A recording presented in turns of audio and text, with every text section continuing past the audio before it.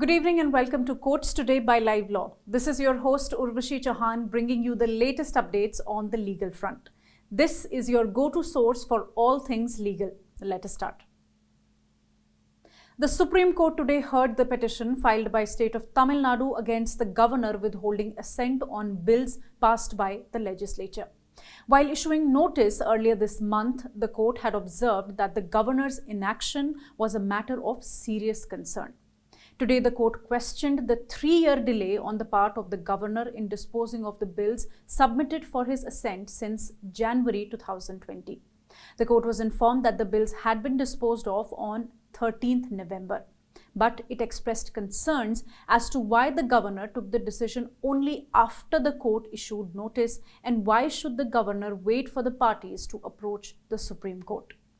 After being informed that the Assembly had re-adopted the 10 bills in a special session held last week, the bench adjourned the hearing till 1st December to await the further decision of the governor. During the hearing, the bench also delved into the powers of the governor regarding bills as per Article 200 of the Constitution. Senior advocate Abhishek Manu Singhvi said that the governor has to return the bill as soon as possible, otherwise it will be a mockery of the constitutional provision. Senior advocate P. Wilson, also appearing for the state of Tamil Nadu, submitted that if the governor is allowed to withhold bills indefinitely, the governance will be paralyzed, and added that the Constitution never envisioned such a power for the governor. CJI further asked if the governor can send the bills to the president after the bill has been repassed by the House, to which senior advocates Singhvi and Mukul Rohtagi unanimously replied that such a course was not open to the governor after the bill had been passed again. Also, in a similar matter, the Apex Court today issued notice on the plea filed by the government of Kerala, alleging that the governor of Kerala was delaying the consideration of bills that the State Assembly had passed. The court also sought for assistance of the Attorney General and the Solicitor General in the matter. The plea will now be heard on this Friday. Stay tuned with us. In an important update, N. Chandrababu Naidu has been granted regular bail today by the Andhra Pradesh High Court. As you know, that the state's Crime Investigation Department has claimed that the former Chief Minister played a key role in the alleged embezzlement of around 371 crore from the Andhra Pradesh Skill Development Corporation through fictitious companies during the Telugu Desam Party's rule between the years 2014 and 2019. Justice T. Mallikarjun Rao said that from the material available on record, it could not be definitively concluded that the misappropriated amounts were diverted to TDP's bank accounts. Court also said that Naidu could not be held accountable for the discrepancies highlighted in forensic audit report, as per which out of the 371 crores, at least 241 crores were misappropriated by SISW and Design Tech, diverted to various shell companies. Last month, the High Court had restricted Naidu from giving any press interviews, including both print and digital media, nor make any public comments in connection with this case. Today, while granting the bail, the court refused to continue these restrictions and said that placing such conditions would have an impact on the electoral prospectus of his political party.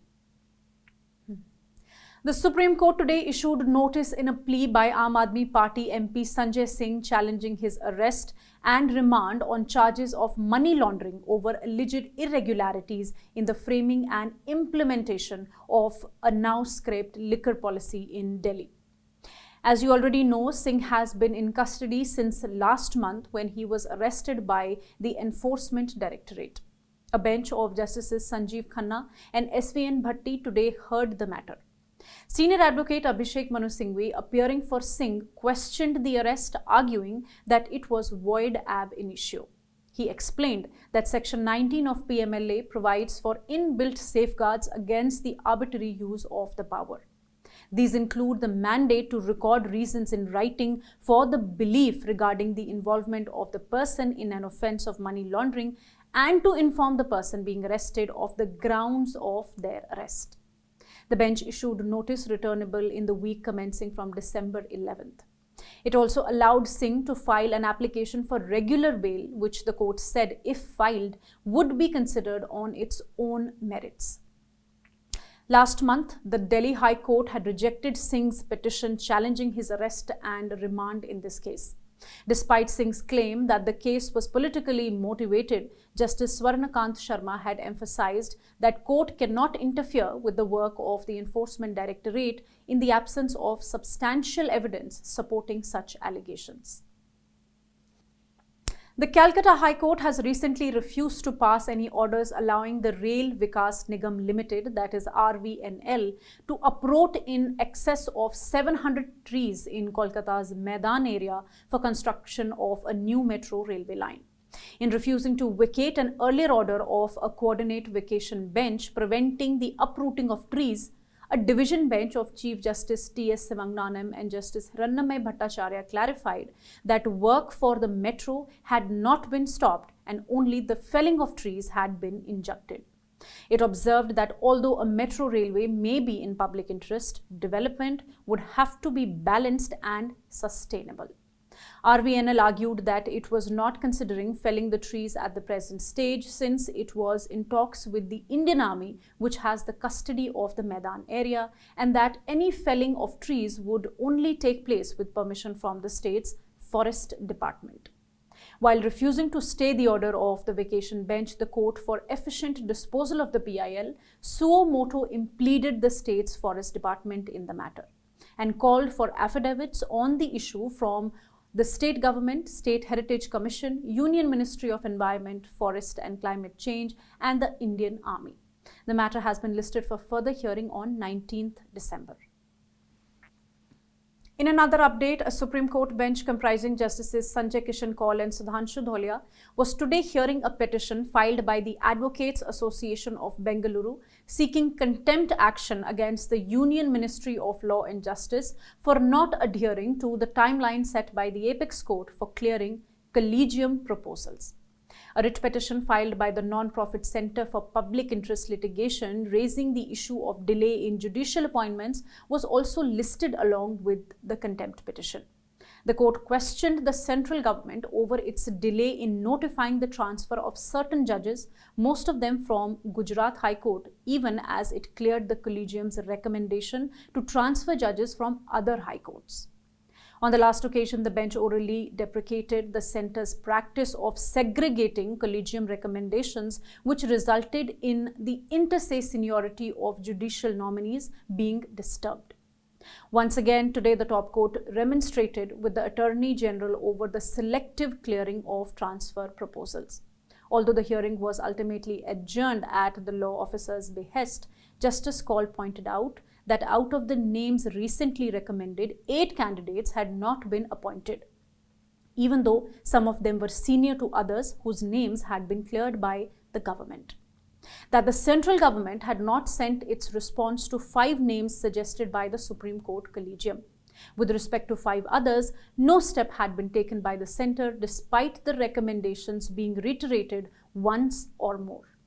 Furthermore, 3 candidates whose names were recommended in the month of July had not yet been sent with inputs to the top court's collegium.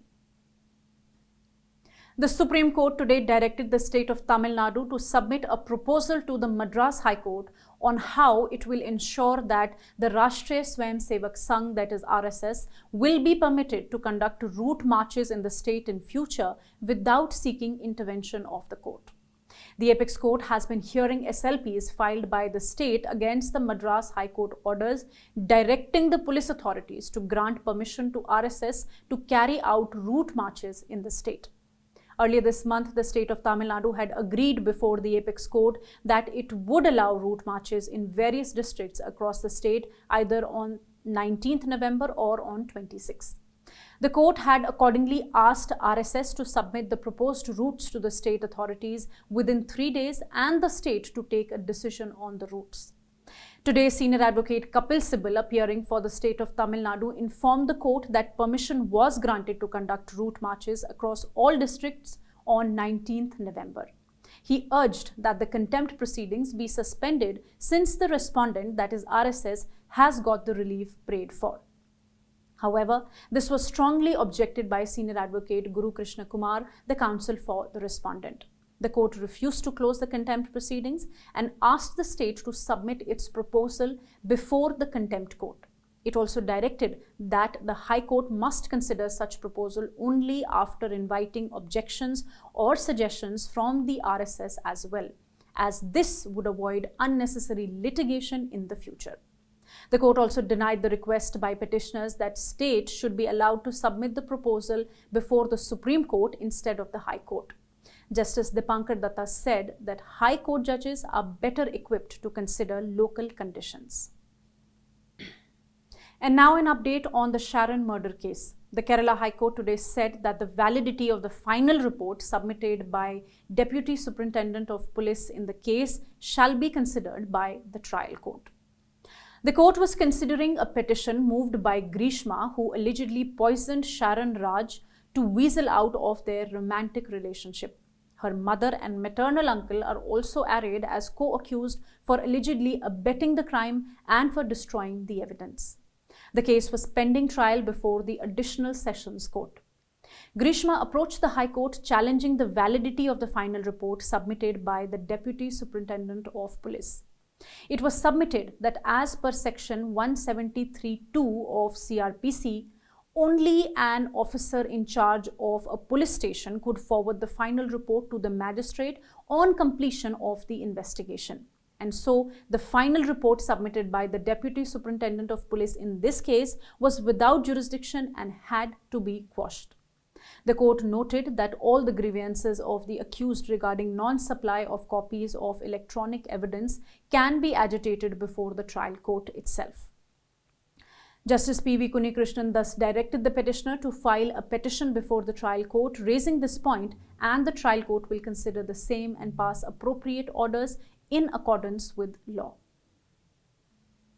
And lastly, an update from the National Green Tribunal regarding the deteriorating air quality in various cities.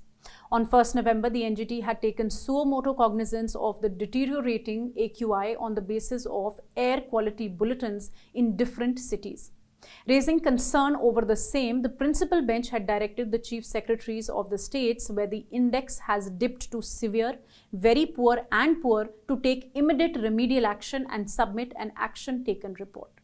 Perusing the reports submitted, a bench of Chairperson Justice Prakash Srivastava, Justice Sudhir Agarwal and Dr. A. Senthilwell found that the concerned authorities were lacking in making the desired efforts which could bring about improvement in the air quality. In the reports, mostly long-term action plans for controlling the immediate remedial action had not been fully complied with. The bench has now directed all the chief secretaries of the states where the city's AQI is dipped or continues to be severe, very poor and poor to take all possible immediate remedial measures and ensure that the air quality improves. The matter has now been listed for 22nd November. I hope you found this video informative and enjoyable. If you did, please consider giving it a thumbs up and sharing it with your friends. Don't forget to subscribe and hit that notification bell so you won't miss any of our future content. You can also support us by donating through the thanks button at the bottom of our videos or consider becoming a member at just 89 rupees per month.